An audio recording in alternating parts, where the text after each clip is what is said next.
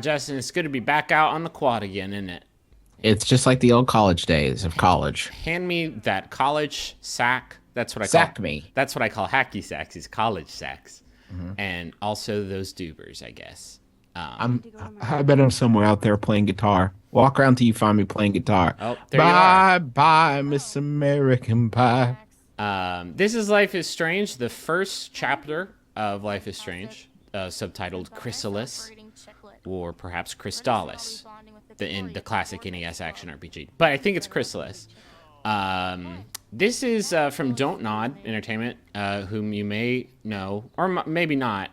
They made Remember Me. This game is really interesting. Like, I think I might be getting a little bit burnt out on these sorts of adventure games. It's very much in the Telltale estilo, I would say. This is Victoria, and He seems cool. she is the worst. She called me a hoe, and I don't A like that at all. selfie hoe? What does that mean? I took a selfie earlier, and I got caught, and people laughed at me. This game is set in like a really interesting setting. It's like an artistic high school. It Like may just fame.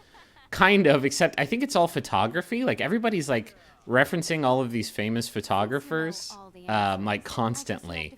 So I'm sure that was maybe a bit of a passion piece for Don't Nod.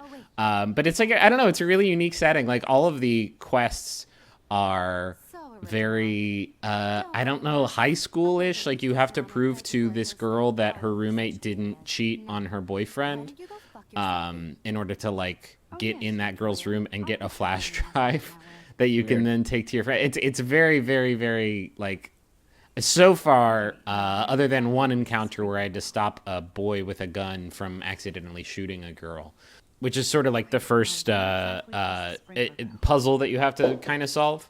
Yeah. A lot of it is very, very low stakes, but it makes for, I don't know, it's an interesting sort of setting because there are a lot of high stakes games, and it's nice to like have to use your adventure game prowess to solve what I guess you could safely classify as teen drama.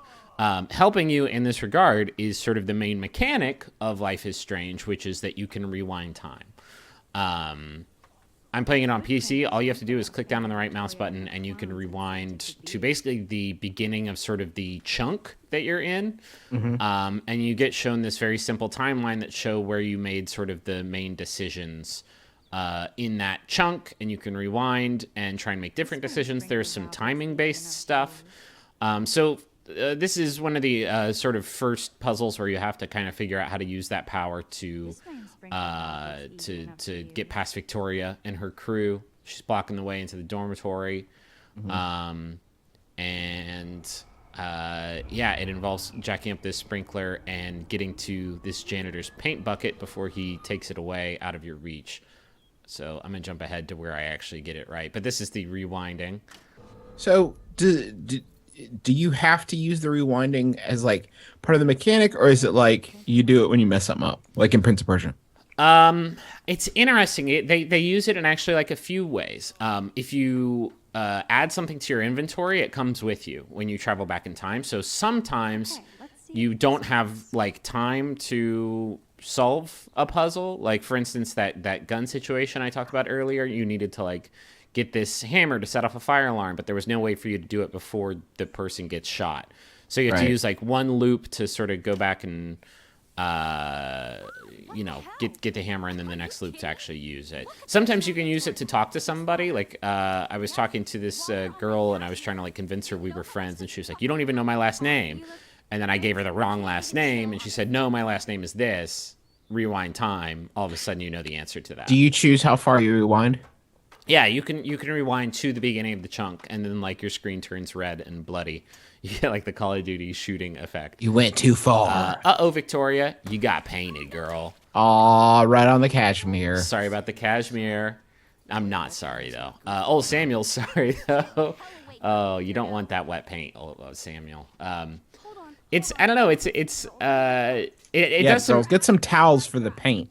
it does That's good. some interesting stuff with just sort of the puzzle solving mechanics. But what it also does is sort of those moral decision points. It gives you the opportunity to see what could happen. So here, do I want to make fun of her for having paint, or I want to comfort? Well, of you course, wanna make fun of her. Of course, Make fun of of course. So now Max is gonna bust out like some take a picture of her. Nice camera. Yeah. Max is like super hip.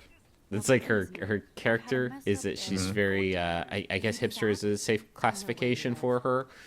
There's a lot of talk about filters. You know what, though? I felt bad about that. So what I can do, and this is interesting because, like, a lot of adventure games don't really give you this power to, like, you know, double check your decisions after you make them. Now, just what you did right there, that's as far as you could have rewound it? Yeah. Instead, okay. I'm going to make fun of her again. Fuck Victoria.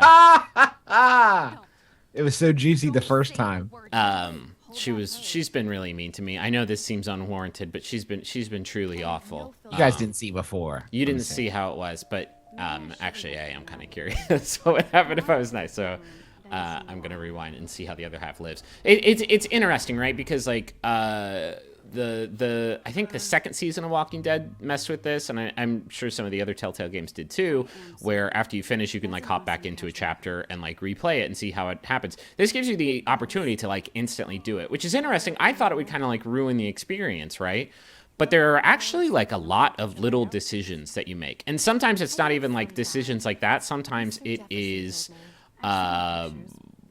you sort of catching something in the environment, stopping something from happening, where you don't get that sort of, you know, one way or the other decision tree. It's just like, are you going to stop this, you know, football from running into this window? Because that'll have effects later on, but you won't know. Like, you may not be able to go back that far, right? Right. Once you basically, I think it's like once you leave an area, you can't rewind back to it. So your decisions are final, but you have the opportunity to see like what could happen either way. And then that way it does kind of feel like a superpower, because that's not really something that a adventure game has really given you the freedom to is that do in before. Context? Like, is it in narrative that you can do that? Yeah, she has a power. So let's fast forward a little bit.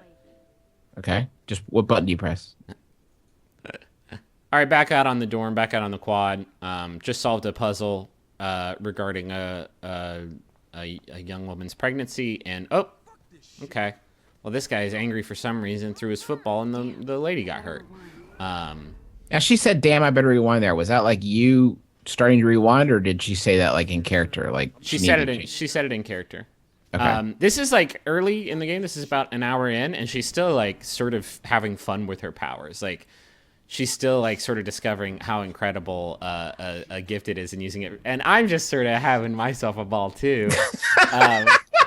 Oh no! Oh, Alyssa.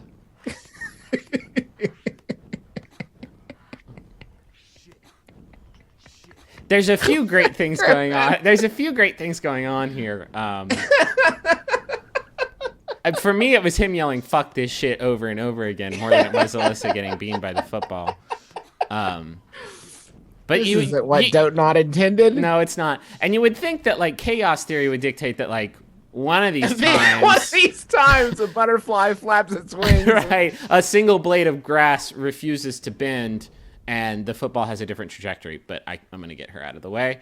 So this is like an optional thing. I could not do this, but then that window broke, and it gives me a little prompt saying that could come into play later. I don't know what could happen. Maybe some rain gets in through the crack and ruins my computer. But like, it's not like maybe Alyssa will be inside the room and somebody will throw another football. This will go through the window and bonk her on the head. I just wish this has happened to me outside. So yeah, it's interesting because there's like a lot of like optional stuff that you can totally miss if you don't look around. I'm sorry that I went back and did this more. Yeah, there's like a lot of stuff like this, but there's also like just a lot of really good storytelling. Like there's a whole segment where you can look around this girl's dorm room and find these like clues that she's pregnant and talk to her about it. But if you're too upfront about it, she'll, you know, get scared off. She'll get mad at you. By the way, you can fast forward past anything you've already seen, which is very helpful. By the way, Don't Nod. Groundhog Day, the video game. You've got the mechanics here. I mean, it's not super far off. I know.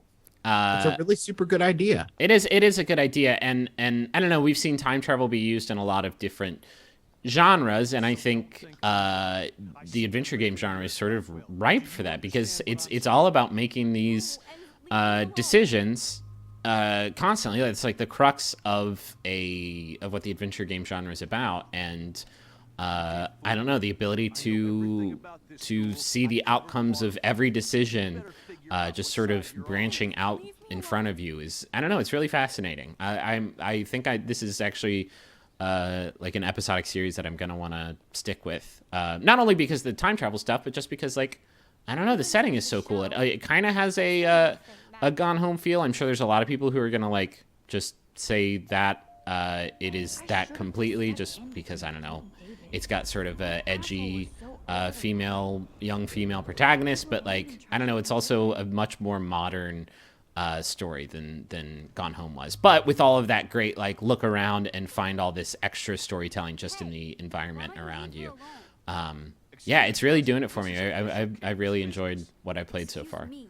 Do you want It looks neat. I want to play it. Do you just want to play it so you can do more football shenanigans? I feel like you've really saturated that market for me, frankly. Yeah. I feel like I'm covered there. Good. Get out of here, mustache cock.